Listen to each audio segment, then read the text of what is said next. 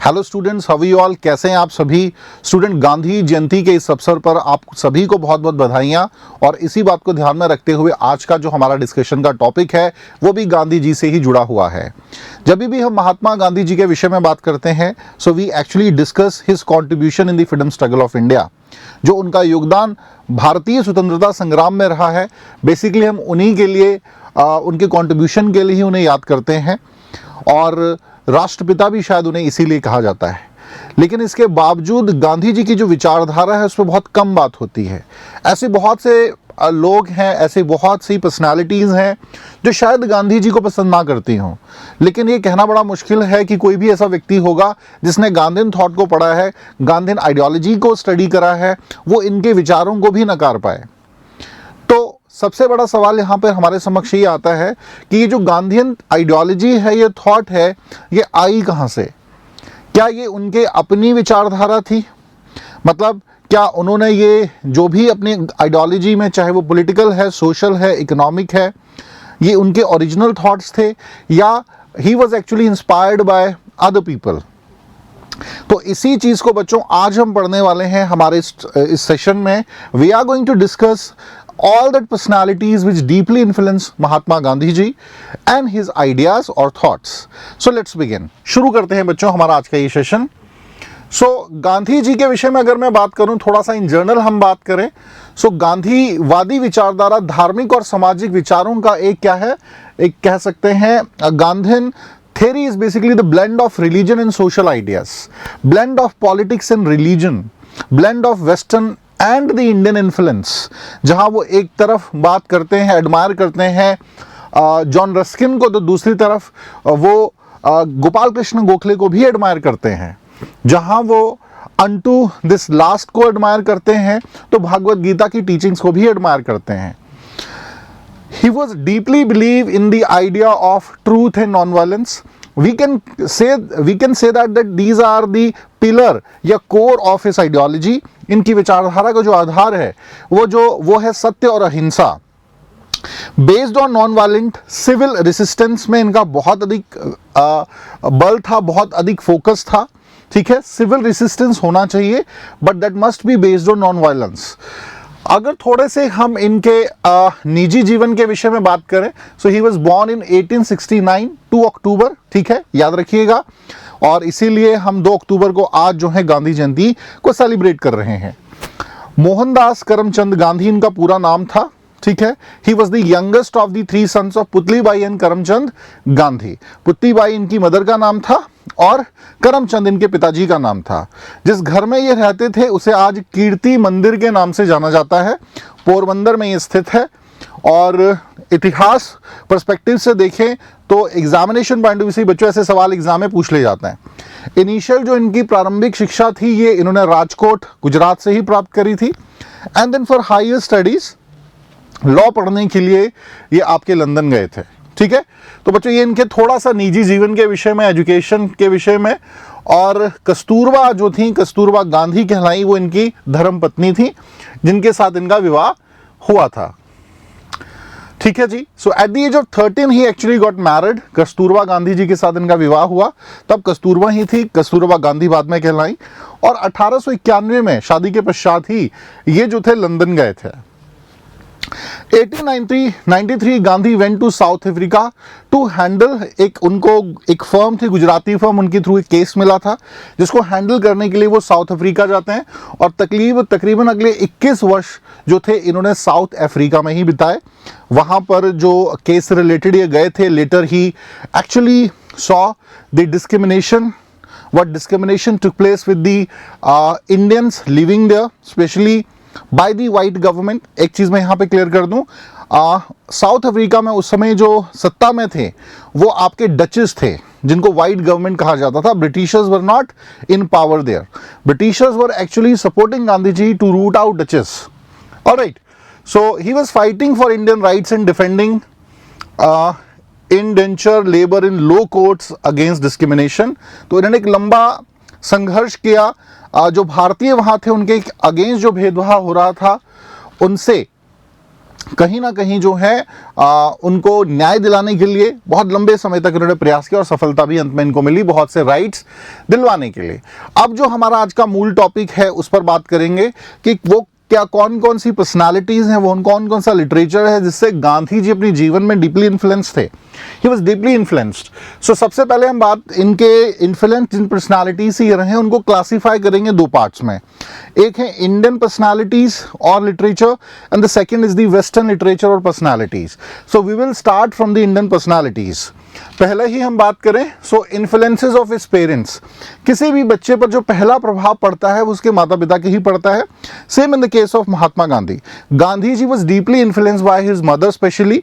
ठीक है, गांधी जी की जो माता थी बहुत धार्मिक प्रवृत्ति की थी और हम क्या देखते हैं गांधी जी की पर्सनालिटी में भी वो चीज़ें हमें दिखती हैं। Through his life he was devoted to Hinduism और इवन जब मृतशैया पे थे when he was shot dead तो भी हे राम शब्द उनके मुंह से निकले थे। ठीक है, तो याद रखिएगा deeply influenced by his parents जिन्होंने इनकरेज किया कि आप हिंदू धर्म की जो शिक्षाएं हैं, ठीक है, रामायण महाभारत है, पुराण है या सबसे महत्वपूर्ण भागवत गीता है उसका अध्ययन करिए। गांधी जी का ये कहना था कि मैं जब भी miseries are haunting my mind, ठीक है, जब भी मैं परेशान होता हूँ तो मैं हमेशा जो है भागवत गीता को पढ़ लेता हूँ और जैसे ही मैं भागवत गीता का अध्ययन करता हूँ all the miseries ward away from mind. ठीक है, मेरे मन मस्तिष्क से जो है सारी दुविधाएं दूर हो जाती हैं। He was also deeply influenced by Gopal Krishna Gokhale.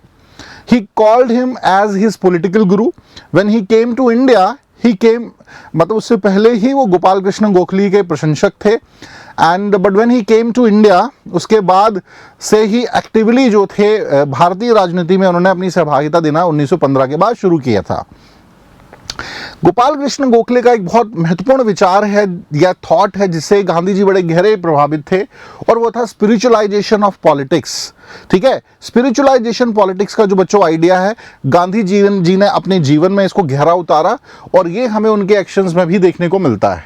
तो याद रखिएगा भाई, these are some of the initiatives like teachings of Hinduism, influence of his parents, influence of Bhagavad Gita और गोपाल कृष्ण गोखले जैसी पर्सनालिटीज जिनके माध्यम से उनके जीवन में बहुत गहरा परिवर्तन आया और उनके जो स्पिरिचुअल आइडियाज थे, एक तरीके से हम कहें गांधी जी के जो स्पिरिचुअल थॉट हैं, ठीक है, उसका आधार क्या है? उसका आधार है इंडियन लिटरेचर एंड जो पर्सनालिटीज हैं वो उनका आधार है।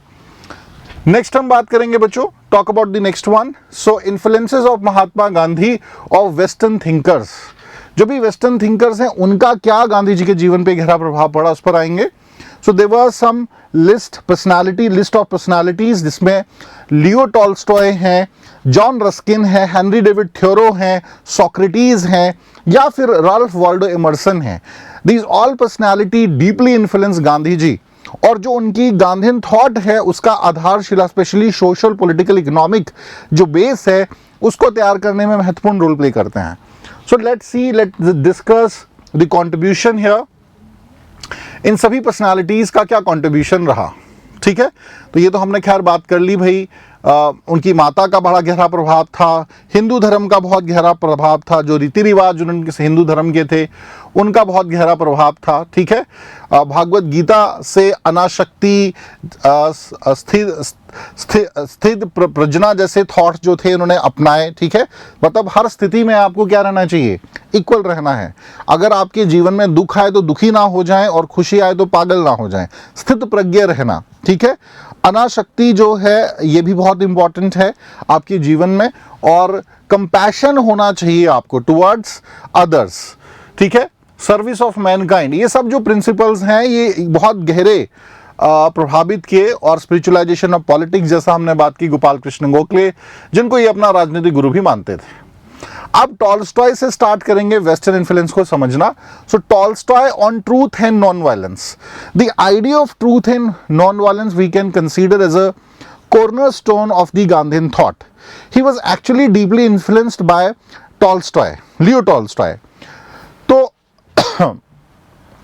टॉल्स्टॉय क्या कहते हैं? टॉल्स्टॉय कहते हैं वॉर इज एन ईवल, युद्ध एक बुराई है, and greatest power on earth is truth. इस दुनिया में जो ग्रेटेस्ट आपकी कह सकते हैं पावर है, वो सच्चाई है, सच्चाई से ऊपर कुछ भी नहीं है। Rest is useless, rest is egoistic societies, ठीक है। लेकिन जो सच है, सत्य है, जो भी व्यक्ति सच के, ट्रूथ के जितना क्लोज रहेगा वो अपनी लाइफ में उतना ही सक्सेसफुल रहेगा या उतना ही पावरफुल महसूस करेगा, ठीक है। तो सत्य और अहिंसा, वॉर जो है एक नेसेसरी ईवल है भाई, नेसेसरी भी नहीं कहेंगे, इट इज एन ईवल। और क्योंकि ये वायलेंस पे आधारित है, युद्ध होते हैं तो वायलेंस होता है, लोगों का जीवन जो है खत्म होता है, तो वॉर नहीं होना चाहिए। नॉन वायलेंस एंड ट्रूथ पर ही आधारित हर किसी का जीवन होना चाहिए। ये जो आइडिया है ये कहीं ना कहीं हमें प्रेरित होता हुआ दिखता है लियो टॉल्स्टॉय से। अगला विचार जो टॉल्स्टॉय देते हैं वो है ब्रेड लेबर का सिद्धांत। Every person should do all his work, ठीक है। हर व्यक्ति को काम करना चाहिए and earn their livelihood by the sweat of the bro, ठीक है। जो भी हम मेहनत करते हैं ना, जो उसके लिए हमें खूब पसीना बहाना चाहिए। पसीना मतलब physical activities, we have to do it. और यहां पर ये कहते हैं टॉल्स्टॉय कि जो भी हम जो भी हम ब्रेड खाते हैं, मतलब जो भी हम भोजन करते हैं, वो हमारी फिजिकल एक्टिविटी से ही कमाया होना चाहिए, ठीक है। मैनुअल लेबर से कमाया होना चाहिए। Manual labour means physical activity. Intellectual labour से कमाया हुआ जो हम खा रहे हैं, ठीक है, that is not good. Physical labour से कमाया हुआ, क्योंकि फिर आपको ना एक तरीके से कह लीजिए कदर होती है फूड की, ठीक है। मान के चलिए कि आप भोजन कर रहे हैं, आप किसान परिवार से हैं, तो आप अपनी प्लेट में उतना ही अनाज डालेंगे जितना कि आप खा सके, आप वेस्ट नहीं करोगे, बिकॉज आप उस फूड की कीमत को पहचानते हैं। तो गांधी जी का ये मानना था कि ब्रेड लेबर का जो सिद्धांत है ये बिल्कुल सही है, और अपने मैनुअल वर्क से, शारीरिक श्रम से जो आप कमाएंगे उसी का भोजन खाएंगे। और हर व्यक्ति को श्रम करना चाहिए, पसीना बहाना चाहिए अपनी जीविका कमाने के लिए। और ये जो ब्रेड लेबर का सिद्धांत है गांधी जी ने अडॉप्ट किया, ये किससे किया था? लियो टॉल्स्टॉय से ही यहां पर प्रभावित हैं। नेक्स्ट हम बात करेंगे बच्चों, Tolstoy and his teaching against tobacco intoxication. So हम गांधी जी के प्रिंसिपल जब पढ़ते हैं तो उसमें कॉमन थॉट ये भी पढ़ते हैं कि गांधी जी बहुत अगेंस्ट थे नशीले पदार्थों पर प्रतिबंध होना चाहिए। लाइक टबैको जो है ये सभी नशीले पदार्थों में सबसे खराब है, ये टॉल्स्टॉय का मानना था। Tobacco was the worst of all intoxicant, so there shall be a prohibition of intoxicant. So ये आइडिया भी गांधी जी किससे प्रेरित है भाई? टॉल्स्टॉय से ही ग्रहण किया है, टॉल्स्टॉय से ही इंस्पायर्ड है, ठीक है जी। नेक्स्ट हम बात कर रहे हैं हेनरी डेविड थोरो।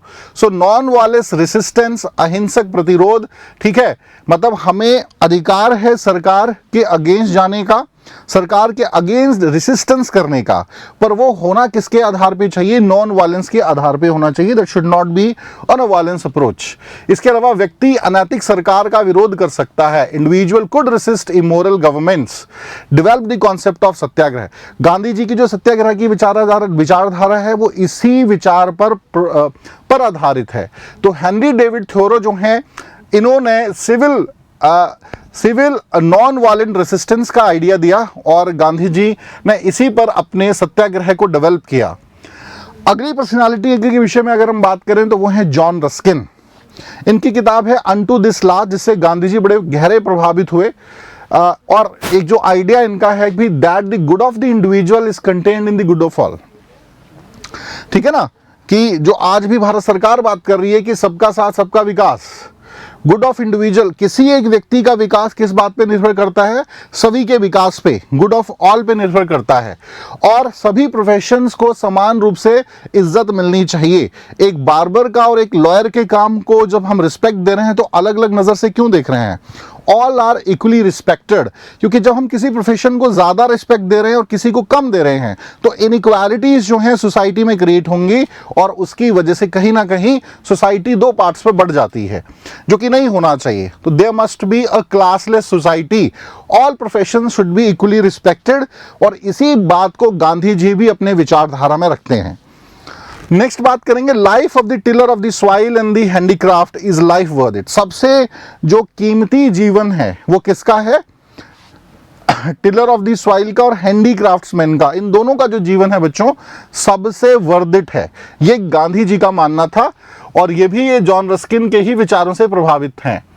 इसके बाद अगर हम बात करें तो एमर्सन का नाम आएगा, रॉल्फ वाल्डो एमर्सन, जिन्होंने अर्बनाइजेशन को क्रिटिसाइज किया। और हम देखते हैं गांधी जी भी एम्फसाइज करते हैं rural development, rural centric state की। अर्बनाइजेशन को क्रिटिसाइज राल्फ वाल्डो इमर्सन ने भी किया था, क्योंकि उन्होंने कहा कि यहाँ पर कहीं ना कहीं सिटीज लाइफ में क्या होता है, एक्यूमुलेशन ऑफ वेल्थ होता है, ठीक है ना, और एक्सप्लॉइटेशन पर आधारित ये समाज होता है, जबकि रूरल लाइफ में लिबर्टीज ज़्यादा हैं, ठीक है, ओपननेस ज़्यादा है, ये इनका मानना था। इसके अलावा advocate rural life, self reliance and moral enchantment, ये एमर्सन का मानना था कि आपको सबसे पहले अपने भीतर झांक के आपको खुद पे विश्वास होना चाहिए। कोई भी काम जब आप कर रहे हो, अगर आपके अंदर सेल्फ रिलायंस नहीं है तो आप उस काम को अच्छा कर ही नहीं, किसी भी काम को जीवन में अच्छा नहीं कर सकते। So it's very important that you have self reliance in you.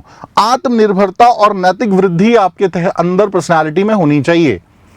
और अंत में जिस पर्सनालिटी का नाम हमें पढ़ना है, जानना है, जिससे गांधी जी अपने जीवन में गहरे प्रभावित थे, वो थे सोक्रेटिस।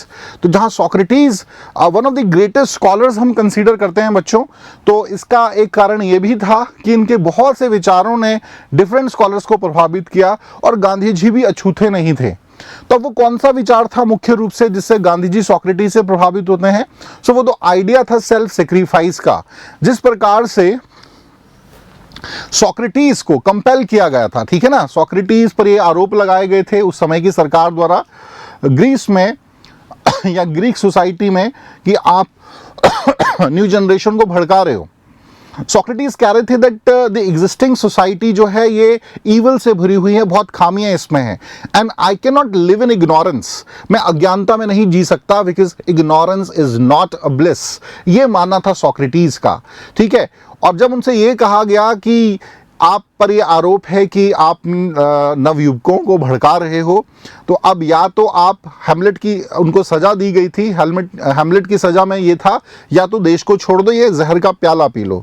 तो उन्होंने कहा था कि अगर मैं देश को छोड़ूंगा तो कहीं ना कहीं मैं अपने ही, जहां मैं एक तरफ कह रहा हूं लोगों को कि नहीं you have to love your country, तो दूसरी तरफ मैं खुद छोड़ के चल जाऊंगा तो कोई अच्छा एग्जाम्पल तो सेट नहीं होगा। तो उन्होंने स्माइलिंगली ही respond that I prefer this bowl of poison, और वो जहर पी गए थे और उनकी डेथ हो गई थी। तो ये जो सेल्फ सेक्रीफाइस का आइडिया है, गांधी जी किससे सीखे? सोक्रेटिस से सीखे, और यही आइडिया उन्होंने अपने फ्रीडम स्ट्रगल ऑफ इंडिया में भी हमें देखने को मिलता है कि अंग्रेज अगर आप पर अत्याचार कर रहे हैं तो सहो उन अत्याचारों को, ठीक है ना। उसके लिए अगर आपको खून बहाना पड़ रहा है तो बहने दीजिए उस खून को, लेकिन आप वायलेंस नहीं करेंगे। आपकी approach truth and non violence पर आधारित रहेगी। Let them do their job, you will peacefully just incorporate या नॉन कॉपरेशन दिखाना है या रेसिस्टेंस दिखाना है, दैट्स इट। सत्याग्रह के मार्ग पे चलना है और सेल्फ सेक्रीफाइस करने से कभी भी नहीं घबराना है। और ये सभी विचार जो हैं बच्चों, जो अभी तक हम पढ़ रहे थे, यही तो गांधीयन थॉट बनाते हैं, ठीक है। तो बच्चों इससे हमें पता चला there were so many personalities not only in India but also globally which deeply influenced Mahatma Gandhi's Gandhian ideas or thoughts। और महात्मा गांधी जी के इन विचारों को पढ़ने के बाद कहीं ना कहीं हमें भी एहसास होता है कि अगर इन सभी बातों को हम अपने जीवन में उतारें तो निश्चित रूप से हमें एक बेटर इंसान बनने में, हमारे सोशल पॉलिटिकल इकोनॉमिक कंडक्ट में और बेहतरी करने में बहुत ज़्यादा हेल्प मिलेगी। इसके अलावा बच्चों ये जो गांधीयन थॉट है, अगर आप आज के स्टेट के कंटेक्स्ट में देखेंगे, भारत के स्टेट, इंडिया के कंटेक्स्ट में भी देखेंगे तो बहुत रेलिवेंस इसकी दिखती है। आज महात्मा गांधी जी की बातों पर ही बहुत सी सरकारी स्कीम्स चल रही हैं, बहुत सी गवर्नमेंट इनिशिएटिव चल रहे हैं। जैसे गांधी जी का आइडिया था ट्रस्टीशिप का सिद्धांत, द प्रिंसिपल ऑफ ट्रस्टीशिप, ठीक है। उसी पर आधारित है आपकी जनधन योजना, ठीक है। सबका साथ सबका विकास, गांधी जी सर्वोदय का कॉन्सेप्ट देते हैं, ठीक है, सबका उदय। तो जो सबका उदय उन्होंने कहा, उसी पर आधारित आज स्लोगन्स हैं या पॉलिसी है भारत सरकार की, सबका साथ सबका विकास, ठीक है। Gandhi ji influence lot on sanitation, तो गांधी जी की इसी सैनिटेशन पॉलिसी को हम देखते हैं भारत स्वच्छता आयोग, भारत स्वच्छता अभियान के रूप में, ठीक है। तो ऐसे गांधी जी के बहुत से प्रिंसिपल्स हैं बच्चों, विच आर एक्चुअली टेकन और followed by our government right now. At the same time इसके अलावा हेल्थ पर गांधी जी का था बहुत ज़्यादा इन्फ्लुएंस। तो हम देखते हैं कि भाई ज़्यादा से ज़्यादा सरकारी इनिशिएटिव्स हमें देखने को मिल रहे हैं, जैसे कि आयुष्मान भारत इनिशिएटिव है आपका, या डिफरेंट स्टेट गवर्नमेंट्स के प्रोग्राम्स है with respect to the health. ठीक है, गांधी जी का मानना था डिसेंट्रलाइजेशन ऑफ पॉलिटिक्स होनी चाहिए, शक्तियों का विकेंद्रीकरण हो, केंद्रीकरण ना हो, गांवों को ज़्यादा से ज़्यादा शक्तियां दी जाएं। तो आज पंचायती राज सिस्टम में हम देखते हैं कि टोटल जो बजट आता है उसका 40% जो है वो केवल मात्र पंचायती राज सिस्टम को डेडिकेट होता है। ठीक है, तो ये बड़े सुंदर उदाहरण है। इसके अलावा हमारे संविधान में भी गांधीयन विचारों को, गांधीयन आइडियोलॉजीज को विशेष स्थान दिया गया, और directive principle of state policy में गांधीयन प्रिंसिपल्स को हम डिफरेंट आर्टिकल्स के तहत देख सकते हैं। तो आई होप स्टूडेंट ये टॉपिक आपको बहुत अच्छे से समझ आया हो, और आज क्योंकि गांधी जी की जयंती है तो कम से कम आज के दिन हम इन विचारों को इम्बाइब करने की अपने जीवन में कोशिश कर सकते हैं। किसी ने ठीक ही कहा है कि गांधी जी को आप नकार सकते हो, यू माइट डिस्कार्डेड और deny Gandhi, but you can not discard और deny his ideology, his thought. So इसी के साथ बच्चों आज के सेशन को हम यही समाप्त करेंगे। हमारे साथ जुड़ने के लिए आप सभी का बहुत बहुत धन्यवाद। Thank you so much.